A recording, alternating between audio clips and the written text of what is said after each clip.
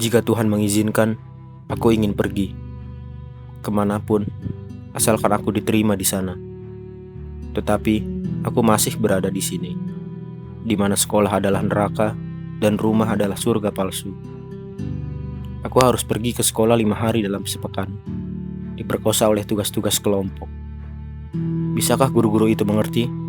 Tak masalah bagiku jika mereka memberi tugas individu, tapi kebanyakan tugas adalah tugas kelompok. Aku tidak suka tugas kelompok karena teman-temanku tidak menyukaiku. Awalnya, kupikir mereka teman baikku, tapi tiba-tiba mereka menjauhiku. Hal itu mengingatkanku pada kejadian di sekolah lamaku. Aku juga dijauhi oleh teman-temanku di sana. Mungkin mereka tidak menyukai sifatku yang egois, keras kepala, terlalu dewasa, atau yang tak bisa kuketahui lainnya.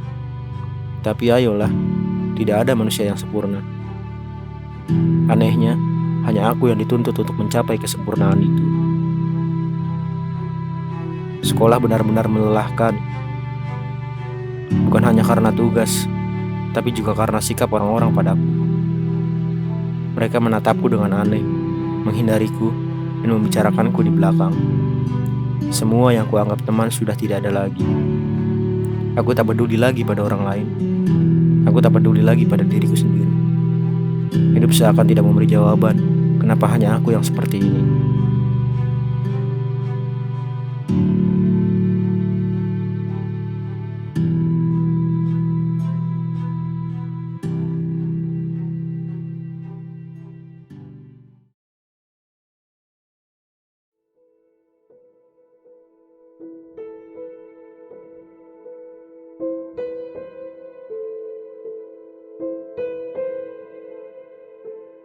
Di rumah pun tak ada bedanya. Bahkan membuatku semakin depresi. Ayah dan ibu selalu saja ribut. Ibu menuduh ayah selingkuh. Namun kenyataannya, aku malah menemukan pesan mesra di ponsel ibu dari lelaki lain. Sungguh memuakkan. Aku punya seorang adik perempuan. Dia berprestasi dan cantik, mirip seperti ayah. Tak heran jika ayah sangat menyayanginya. Berbalik 180 derajat dengan sikapnya padaku. Ayah selalu menganggapku tidak berguna, tidak berharga, bahkan dianggap tidak pernah ada di kehidupannya. Saat ia ada masalah, ia selalu melampiaskannya padaku atau ibu. Kalimat kasar selalu keluar dari mulutnya. Bahkan, tidak jarang ia melukai kami. Aku benci keluarga ini. Kenapa Engkau menakdirkanku dilahirkan di keluarga ini, Tuhan?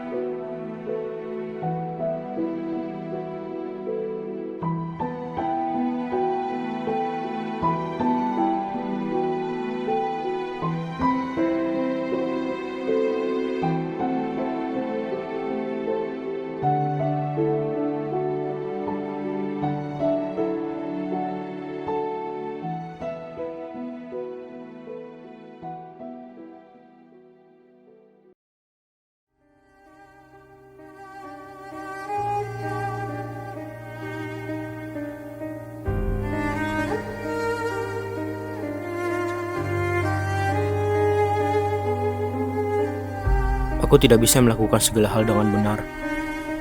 Sering aku memergoki orang-orang menertawakanku. Aku selalu pura-pura tak peduli. Kenapa semua ini terjadi pada aku? Kenapa aku selalu salah di mata mereka? Aku selalu berusaha terlihat kuat dan tak memedulikan mereka. Padahal, hatiku terasa amat sakit. Air mataku seakan kering karena selalu tumpah tiap malam, menangisi keadaanku yang seperti ini. Tidak ada tempat untukku pergi. Tidak ada tempat untukku berlindung. Tidak ada yang datang menyelamatkanku dari situasi seperti ini. Aku benci mereka semua. Aku benci diriku sendiri. Harusnya aku tak di sini.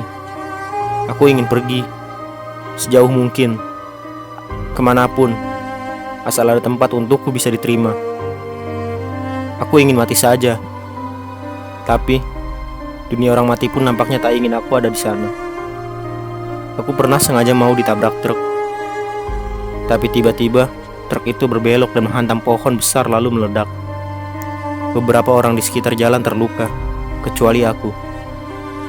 Aku juga pernah sengaja diam berdiri di bawah papan reklame besar yang hampir jatuh menimpaku.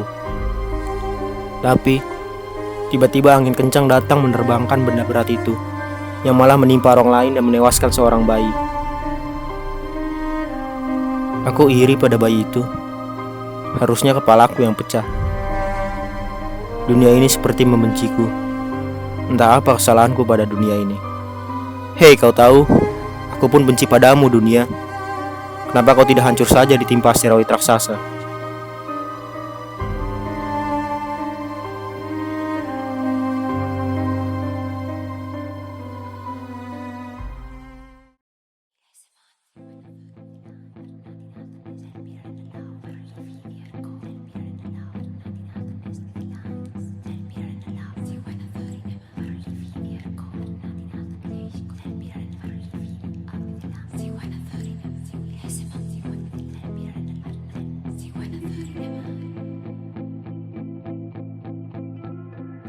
Hari ini aku tidak masuk sekolah.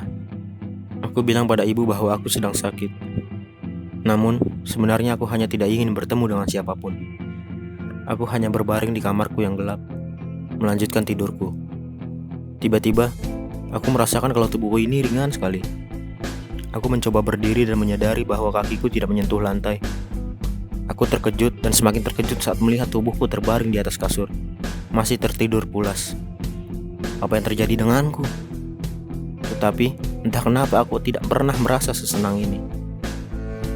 Akhirnya kau keluar juga. Muncul suara yang mengagetkanku. Aku menoleh dan melihat seorang lelaki yang sebaya denganku berdiri sambil tersenyum memperhatikanku. Siapa kau? Aku sama sepertimu. Aku tidak mengerti.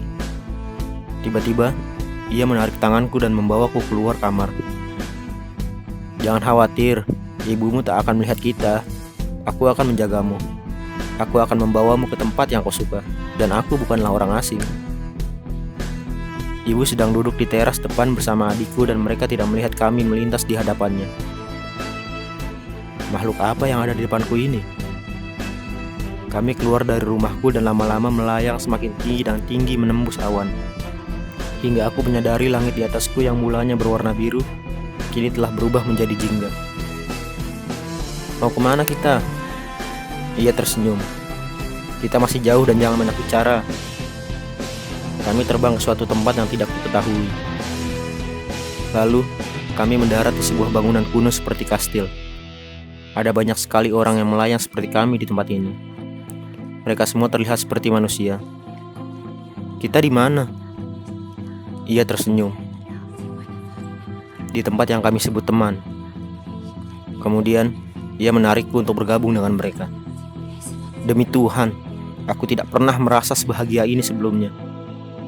Mereka mengajakku bermain, mengobrol banyak hal, dan membuatku menjadi lebih hidup.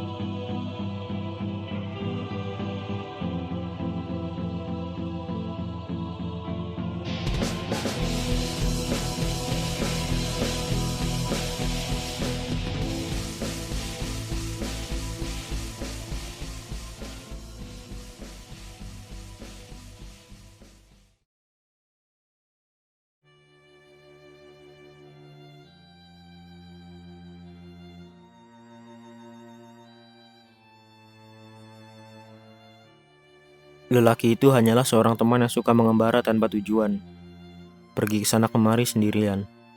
Namun, lama-kelamaan ia merasa bosan. Suatu hari, ia melihatku dan ingin menjadikanku teman seperjalanannya, karena ia tahu aku tidak mendapatkan tempat dimanapun. Ia yang membuatku terhindar dari kematian. Ia juga yang membuatku terhindar dari orang-orang yang salah.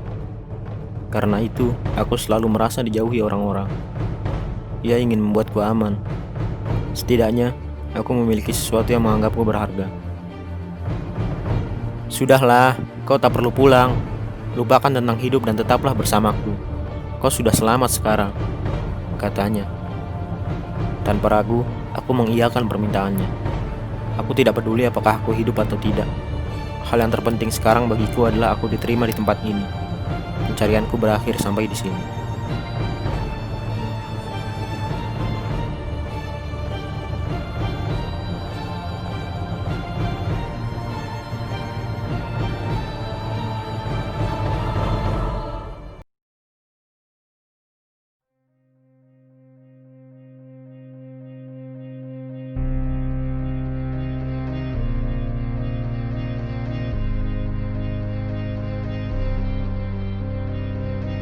Suatu hari, ia mengajakku ke suatu tempat.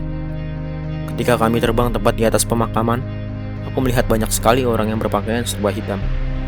Ada seseorang yang meninggal. Aku mendekati kerumunan itu.